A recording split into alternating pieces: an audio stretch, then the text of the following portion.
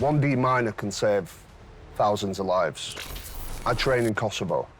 I'm the only British man in the team. To date, we've removed over 15,000 mines in Ukraine. We get the best results. We manage to rebuild and giving people lives back, and that's what drives me. For Ukraine to be demined, it's probably going to be around 700 years. And this is the biggest war in Europe since World War II. This is our 1939 moment. You're watching UATV English. We broadcast from the heart of Europe, and let me introduce today Braveheart from United Kingdom, Harley. Hi. Hello nice and to meet you. welcome. Thank you. Harley, you are a deminer. I think it's maybe as dangerous, it may be the most dangerous profession and job that I can imagine. Why are you doing it? Because initially I was doing logistics for the army, and then I spent some time with EOD teams, which is explosive ordnance disposal demining teams. And I enjoyed what I do. I like knowing that what I do actually makes a real difference, you know. One deminer can save thousands of lives, and that's what drives me to do exactly that. Where you get knowledge of demining? I train in Kosovo.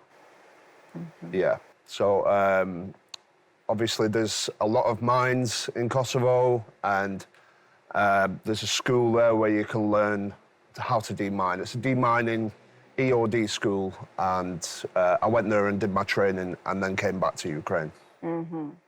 How deminer works? You have a team, you work by yourself. Yeah, so there's a team of us between 12 and 15 people at any one time. We clear the liberated territories in Kherson and Mykolaiv. We all have different roles within our team. But yes, so for me, my role is to clear the mines, actually hands-on, and also instruct other people how to do it properly as well. Yeah, using my experience in Ukraine. What was it like in Mykolaiv when you just saw these territories? Yeah, it was really bad. Obviously, there's a lot of these villages that have been destroyed. People still living amongst the mines, children, elderly, farmers can't farm the land, which causes also a lot of poverty. It's not just injuries, deaths, there's poverty involved as well, because people can't make a living, have any salary or anything, because the land cannot be farmed. And obviously, you know, we're trying to prevent as many casualties and deaths as possible. And to date, we've removed over 15,000 mines in Ukraine, which is probably the most, more than any other team, military, civilian, demining organisation. So we've removed that many in just 1 year. In 1 year? Yeah. Wow. Between 15 of us. Wow. Which is a lot. What about working your team? Who are in this team? They are foreigners or also Ukrainians? Ukrainians, yeah. I'm the only British man in the team. So it's part of Ukraine Volunteer Army, Ukrainska Dobrovolcha Armia. What made you come here? Because you had your usual ordinary life in United Kingdom, in peaceful country, and then you came here. You came as a volunteer, yes, and then you became deminer. Yes. But what was the reason? What was this moment when you realized I'm coming to Ukraine? Yeah, so I lived in Kharkiv for 2 years and lived in Kiev for 2 years.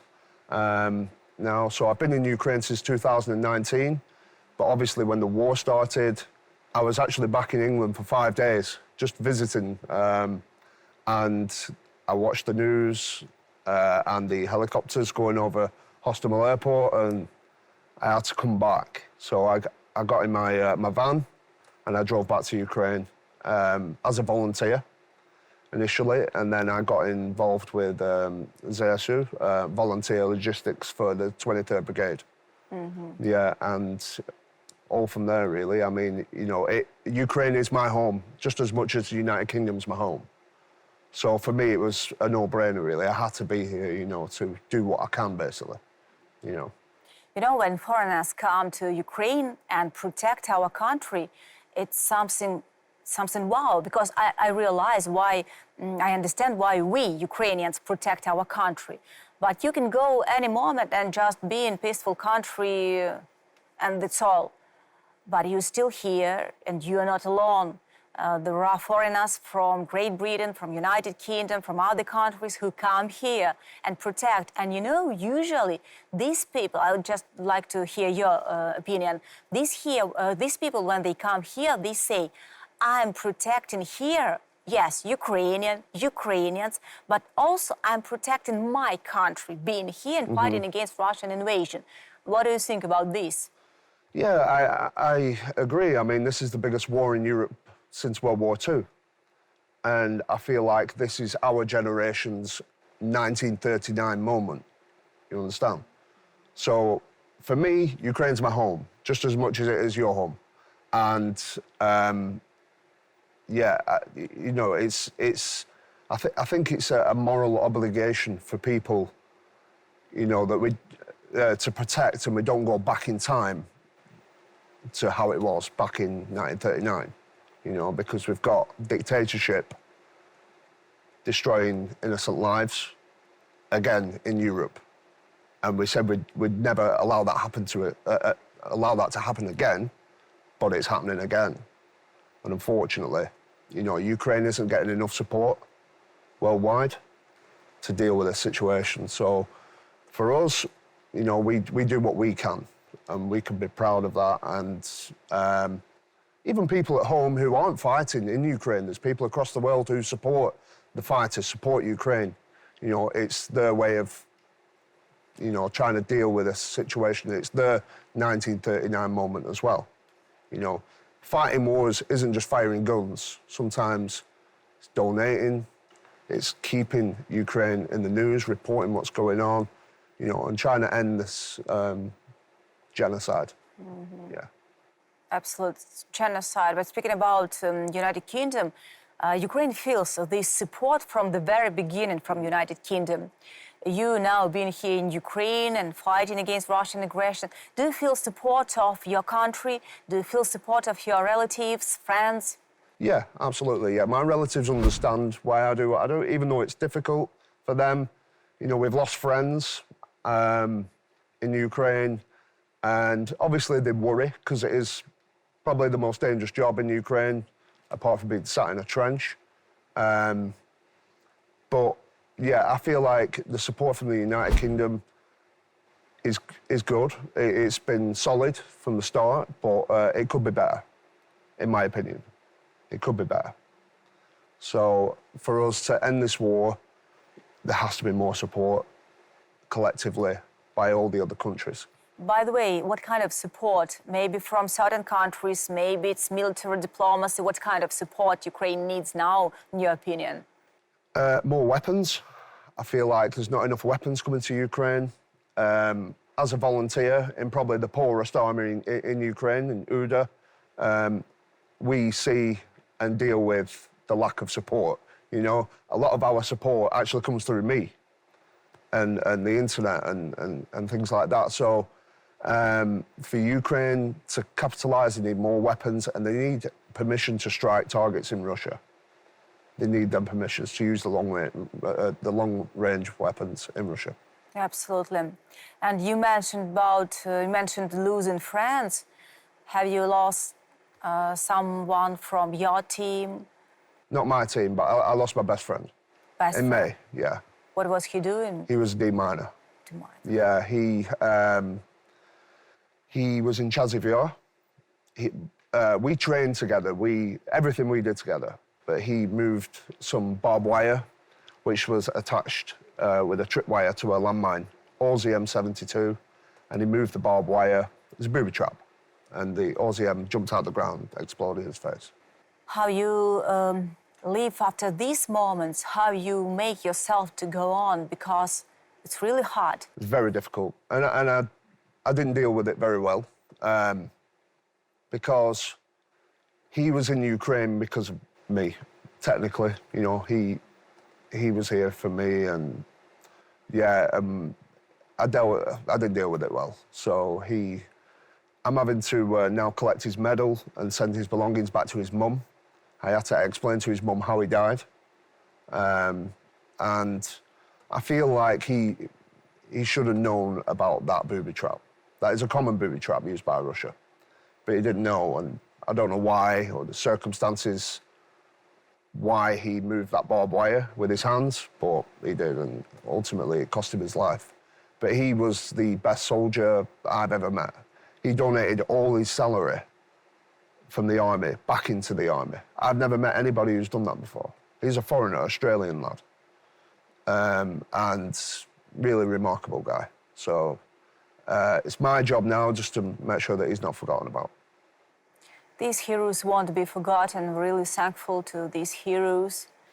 But such people like you are also heroes. You're protecting, yeah, as my friend said, Ukrainians are heroes, but foreigners who come here to protect Ukrainians are heroes twice. Yeah. Aren't you afraid? What scares you most of all? Yeah, of course. When it comes to demining, I'm not afraid of demining. I follow the rules, I know the procedures, and that's why I'm still alive after, nearly 15,000 mines between our team with no injuries. We followed the rules and we're good at our job. But yeah, I am scared of getting injured, being an amputee, brain injury. That's the only thing that really scares me. I mean, I'd rather be killed than have a brain injury or something, What about wounds? Wounds, were you wounded? Wounds, yeah, I've got a wound here at the back. I see a leg. Yeah, that's, I broke my ankle, twisted my knee, but that wasn't combat related. This was a wound, pretty bad scar here at the back of my leg. But you still continue doing this job? Yeah, that was 2 years ago. Yeah. So, I still do it, and, I'll always carry on. For me, it's a lifetime commitment. There's over 8 million mines in Ukraine. It's the same, the mine territories are actually the same size as England and Wales put together. And once you see the effect that mines have on communities, it's devastating. And how Russians mine, their tactics, quality of these mines? Quality of mines is very poor, but they're very dense. There's a lot of them. They're everywhere. So in one field, you can have like 300 mines in the size of one football pitch. And how much time it takes you just to go not on centimeters, maybe? Yeah, no, we're pretty quick. We use a hook and line kit. We pull the mines from a distance, so we can clear anything up to 100, 150 a day. The most mines we cleared in one day was 242, and that is Berislav. It's because of good equipment or just your perfect job? We're pretty good at our job, but we use basic equipment and equipment that we fundraised for as well. But we started with just a probe and some rope and a hook. That's how we started. Since we've been fundraising and getting donations last year, we invested heavily in more equipment and tractors as well. We've got tractors now, so we can do it faster. So we managed to demine just last week. I wasn't there, but my team removed 1,100 mines in Kherson in 1 week. That's really great and sounds really fantastic. Yeah. And when Russians were kicked off some Ukrainian territories, we found out that they mined forests, houses, all the different kind of civilian objects. Where they hide mines, as you saw? In cupboards. You open a cupboard. There's a video that was shown the other week, which was actually a training video, but it's an example of tactics that they use, where you open the oven door. Mm-hmm. It's got a tripwire attached to the door, which will activate the Modern 50, explode in your face. We have grenades at the top of doors, attached to the top of the door, so when you open, there's a grenade there. So we use hook and line kits to open the doors, everything from a distance. We never touch anything with our hands. The rule is, if you didn't see it placed there, don't pick it up, We have to do everything from a distance. That's what keeps us safe. Unfortunately, we have a lot of farmers and civilians who are demining territories themselves because they're desperate. They've not had a salary for 2 years. So there's a lot of people getting killed doing that because they're not properly trained. You know, we had an instance with a farmer who called us, and it was a trap. He called us up, and we seen the mines in the field, but the field was burnt, but the mines were brand new. So I looked, and I knew something wasn't right. You know, there was no fire damage on the mines. There was no scorch marks or anything. So, and the way they were placed didn't make any sense. And then the guy disappeared. Yeah, he jumped in a car at the end, and then the Ukrainian colleague of mine said, "We better go." And just after we went, the fields got a grab rocket attack on the field to try and kill us.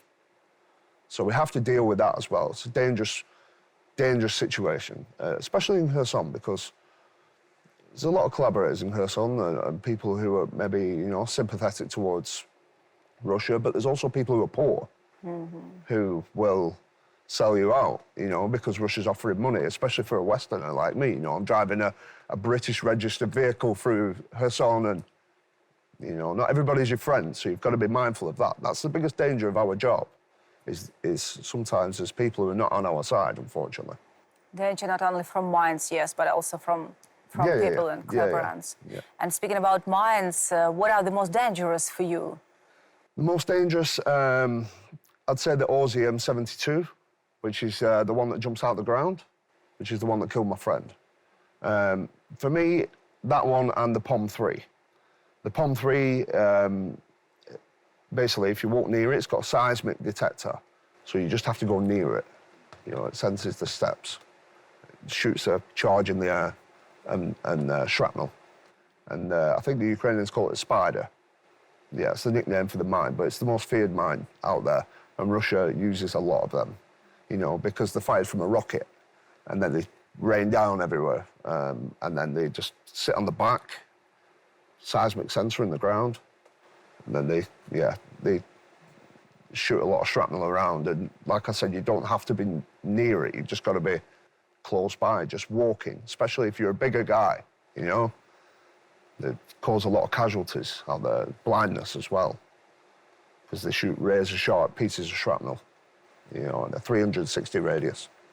I'm listening to you and still can't realize that we are both talking about Ukraine, 21st century, demining Ukrainian territory, peaceful country. Yeah. And you know, Russians don't care whether they injure civilians. And some people say that even they're interested in killing even more civilians than military men.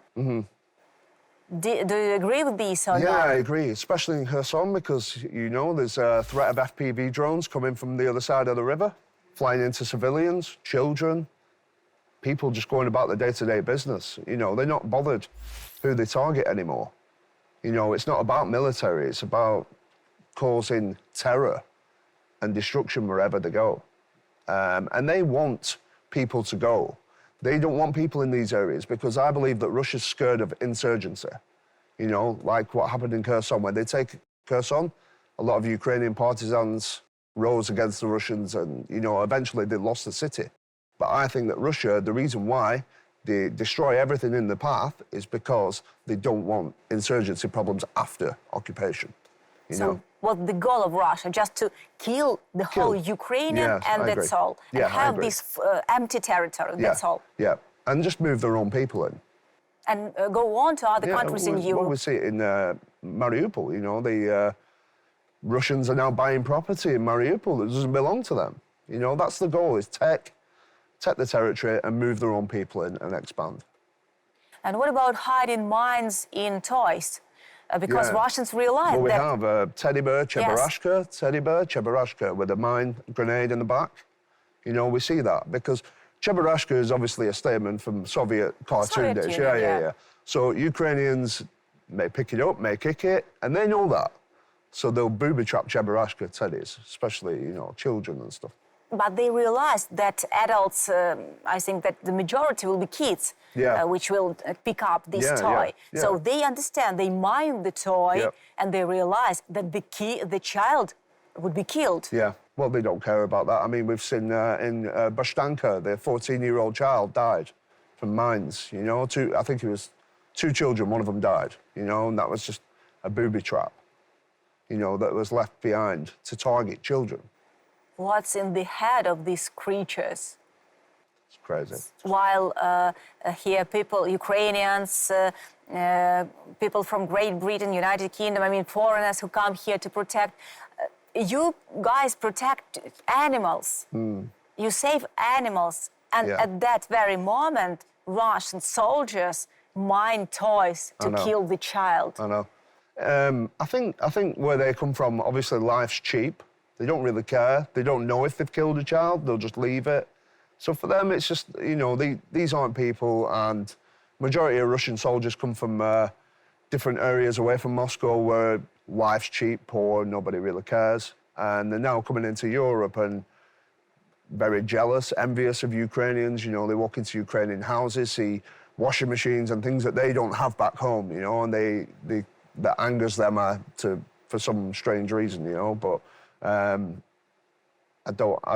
I don't know what goes through the mind to even think about doing something like that. And you know, when I see that they don't care about their own people, when No. Ukrainian army entered Kursk region, Yep. they didn't care about their own people, and Ukrainians cared more about locals than that's true. Russian army. I mean, or Russian. Ukrainians are giving out the humanitarian aid and looking after the locals. Now the locals are actually thanking the Ukrainian army for coming to liberate them, you know, because you've got Russian soldiers, you know, from Tuva, Chechnya, you know, these sort of places where, you know, the people, life's cheap, and raping, killing somebody is nothing for them, you know. And by the way, lots of people in Kursk region speak Ukrainian. Yes, they do, Russians. yeah. Historically, Ukrainian region, so, you Absolutely. know, yeah. I mean, if Russia wants to take Donetsk, then, you know, we can go and take Kursk, you know, if that's how they want to play the game. Yeah. You mentioned people from in Russian army, Chechnya, etc. Who of them are the most, I don't know how to find even the word, disgusting? They don't care about life. Who of them are the most maybe dangerous? Akhmat, yeah, Chechens, Akhmat. I believe so. I believe they're dangerous to Europe. They're dangerous to even Russians, really, you know. I believe their ideologies and the things that they believe, they actually, some of them want to die. It's a bit like ISIS, isn't it? A lot of ISIS fighters were actually from that region as well, you know, so it's very, very dangerous. And from the work that I've done, obviously, I work in liberated territory, so I work with locals who lived under occupation. And a lot of them always say the same, that Akhmat was the worst, you know, the Chechen soldiers for raping and killing. And, you know, it's hard because there was one story where there was a woman, an old woman who was 87 years old, 86, 87. And she was living in a house with no roof, and it was snowing. It was snowing outside. And I just said, like, why do you stay? You know, like, I don't understand. And she said to me that her son left one day, and she's never seen him. He only went to get some groceries from the store. And she's never seen him since, ever. So she thinks that he's in jail in Russia. He may come back one day. But the reality of it, he's probably dead somewhere or buried somewhere around the village somewhere, you know? But she won't move and she won't leave because she thinks if she moves, she'll never see him again. Because she thinks one day they'll release him and he'll come back. So now she lives in a house which is destroyed, with a plastic sheet on the roof, winter, summer, you know. And that's a story that's always stuck with me. And it kind of made me realize why some of these people stay, you know, why they don't move to safer parts of Ukraine, because some of them have got relatives buried in the village, you know. They want to be able to visit the graves, or they've lost relatives, or the relatives are still missing, and they just want to hang around and wait. It's very... You know, I'm just listening and trying not to cry at this moment. Yeah. Because I also have grandma. She's 97 years old. Yeah. She's from Chernihiv region. And Chernihiv suffered a lot at the very beginning of Ukraine. Yes, yeah, I was there. You were there? Yeah. Where exactly you were? I was in the city, and it was actually surrounded by Russians at the time. Yes. There was one road in and one road out, and I went to a children's hospital there that looks after children from the Chernobyl disaster. You know, some of these children have lived in this hospital the whole life. You know, some of them are grown men now. Yeah, we took some supplies there with a charity called Soma, which is based in London. And there were lots of bridges around Chernihiv, and they were mined. Yeah. It was mined by Ukrainians for not to let Russians enter the city. Yeah, defensive positions, Yes, yeah. and it was really hard for the city to survive because no water. People were dying, and it was really hard to survive. Yeah. I remember the days. I remember the days when the Russians had Makarev. Makarev, Yeah, Bucha, Borodyanka. I was one of the first British people in Borodyanka after the Russians were still on the outskirts. It was terrible, you know, there's body parts in the road. You know, Russian soldiers mainly, but terrible scenes, you know. I remember really good when they were so-called from Chernihiv road of death, it was called. Yeah. And it was in March when they shooted cars of civilians, and there were bodies of adults, children. It was just... Yeah. I don't know how our family survived. I don't know. I was just praying, making a lot to just let them ask God to let them leave. And by the way, do you pray? I'm not a very religious guy. My whole unit is very religious.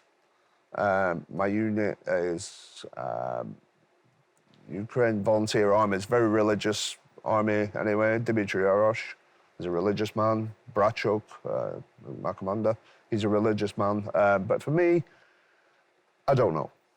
I think what we see in the world and what we see happening in Ukraine and things like that, it makes me question God. What keeps your spirit just positive? What we do and the results that we get. We get the best results in Ukraine. You know, this is the best demining team in Ukraine.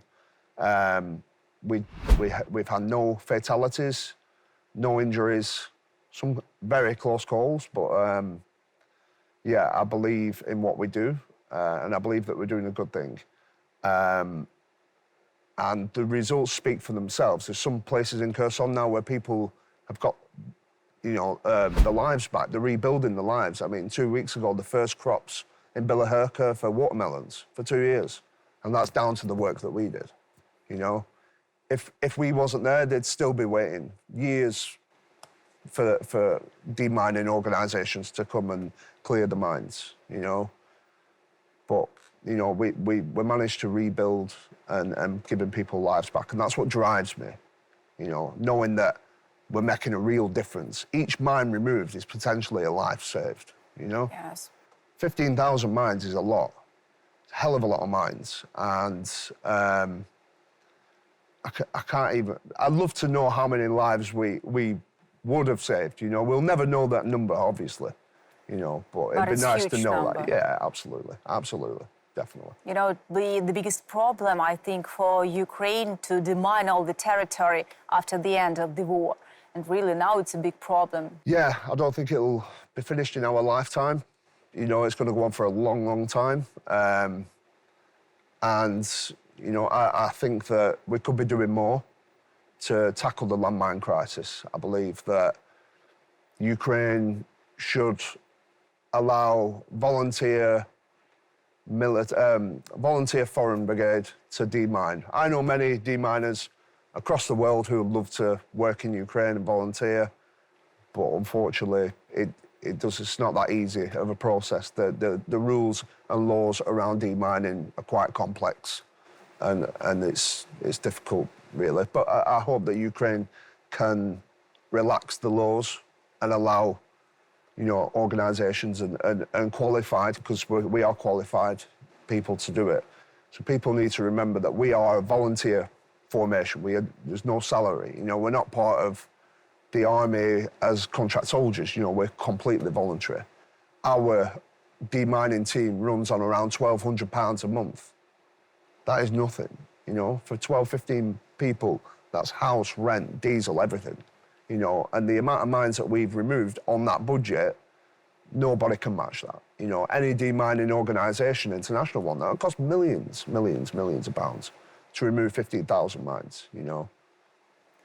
You mentioned that it'll take a long, long time for demining. You know, so many years have passed from the World War II. Yeah. And we're still demining. Still demining, yeah. These mines. Even in Britain, they're still removing munitions off the beaches in the south and the east. You know, it's going to be a long time, and that's why I said it won't happen in our lifetime. They said that for Ukraine to be demined, it's probably going to be around 700 years. 700. Yeah. Think how many people are going to get killed in the process. You know, just minding the business, picking mushrooms or something, you know. We had a normal, peaceful life. Yeah. Russians came and did. changed everything. It is. And the tactics that they use as well, isn't, you know, they use fishing line instead of tripwires. They won't use the conventional tripwire that comes with the kit. They use fishing line because it's harder to detect, you know. Just little things like that. It's very sinister, you know, and it's very dangerous. So for us, we have to like set fire to the field sometimes, you know, to burn the tripwires, just in case, just to make things a bit safer for us. Maybe there were some kind of unbelievable stories in your job when you thought that this mission is impossible, I can't do anything, but then you survived, you managed to do everything, maybe such kind of stories. Yeah, so we come across a lot of booby traps and things, you know. We demine now by the Dnipro River. You know, it's so dangerous. I mean, the threat of FPVs is so high. So now what we do, we don't take the mines with us straight away. We kind of leave them for a while and then come back when it's under the cover of darkness. We can't even drive with lights on. We can't turn the lights on the vehicle. We have to drive in the dark, so they can't see us. So it's very difficult, and it's getting more dangerous the closer we get to the Dnipro River. Beforehand, we was demining around the river in Hulets. Yeah. On the border with Mykolaiv, we were demining all that area. Davidov, do you know that place? Yeah. So all that area we was doing, but now we've been moved further south, which makes things a bit more difficult, especially when we don't have the technology to deal with the FPV drones. You know, we don't have jamming systems or anything like that. We just have got to rely on our experience and intelligence in the area, you know. But again, like I said before, the threat of collaborators as well. We have to deal with that, you know. So without going into too much detail of tactics and things that we use, yeah, I can't say too much because obviously it's a threat to us, you know. You know, British guys say that even in hard situations, even while doing very hard job, British humor stays with them. Oh, yeah, absolutely, yeah. How you usually, so I just can imagine, it's very dangerous situation. You can die any second, but nevertheless, there is humor? Yeah, we're always calm. We're always calm. We know what to do in certain situations as well. You've got to remember, a lot of the time we're clearing old Russian positions. So when the grads start falling or we get shelled, we jump in them holes, you know? Luckily, it's been working so far, so we can deal with it. And we're quite good at dealing with high-pressure situations, yeah. If there is something common between Ukraine and United Kingdom, between British people, Ukrainian? Yeah, I think Ukrainians have good sense of humour, you know, and obviously nice food, samago, you know, yeah, we at the end of the week, we like to have a few drinks and just wind down and, you know, in the village. And yeah, I live in an area where a lot of people know who I am and people look after me well. They know a British guy who removes landmines in the area, you know. So I walk into shops and things and people don't like taking money off me or anything, you know. They just give me because they know that the work that we've done has changed lives and you know, they've got all the wheat fields growing again and things like that, you know. So, and the munitions that we find, we give back to the army anyway, you know. Some people have a problem with that, but I don't have a problem with that. I think that Ukraine should be able to use the mines that Russia left, you know, to defend its territory or whatever. So, yeah. So not only are we removing mines, we're also giving munitions that could be used to the army because, you know, the army's short of munitions. They need everything they can get. You know, there are two questions that I usually ask my guests. First question, what would you say to people in your country, in United Kingdom, in your city, just for your neighbors, I don't know, say and explain why United Kingdom should support, why Europe should support Ukraine, why should support you exactly. You just may say just on this camera. Yeah, well, I think look at what our grandparents fought for. You know, our grandparents fought against evil. They did everything they can, you know, to fight against Nazism and, you know, oppression and genocide. So let's follow in their footsteps, you know, and do our country proud.